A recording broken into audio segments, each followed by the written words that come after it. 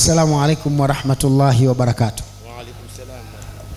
Mimi kwenye kuuliza swali hata sina tabu, kwa sababu nishajiandaa vya kutosha na kuthibitisha ninachokizungumza ni haki. Ndiyo maana hata Ndacha alipokuja hapa hakutaka kupinga maelezo ya kuwa Uislamu ndiyo dini ya haki. Maana yake akauliza habari ya ulevi. Kwenye swala la kuelewa kwamba Uislamu ni dini ya haki kaelewa. Kwa hiyo hana swali, no question, no comment, keshaelewa.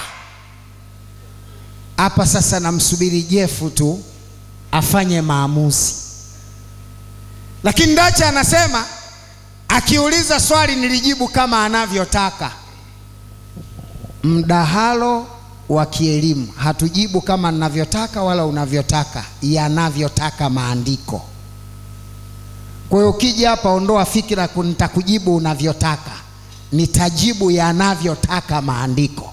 Mdahalo wa kielimu. Ungekuwa wa kiakili ungesema wewe na mimi, kila mtu angeweza kusema cha kwake. Huu sio wa akili, huu ni wa kielimu.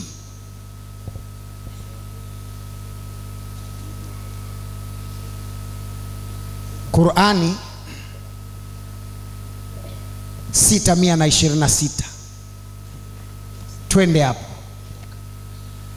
Bismillahirrahmanirrahim. Naam. Na hii dini ya Uislamu, hii dini ya Uislamu ndiyo njia ya Mola wako iliyonyooka. Takbir. Qur'ani inasema na hii dini ya Uislamu ndiyo njia ya Mola wako iliyonyooka. Ndacha alipokuja hapa akasema dini ni njia, kwa hiyo wao wanafuata njia. Mimi nimepata aya ndani ya Qur'ani, na hii dini ya Uislamu ndiyo njia ya Mola wako iliyonyooka.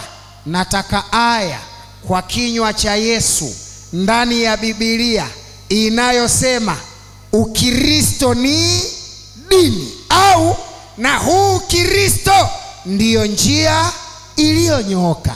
Moja kati yayo kinipa, kasema Yesu, naacha Uislamu sasa hivi. Karibu.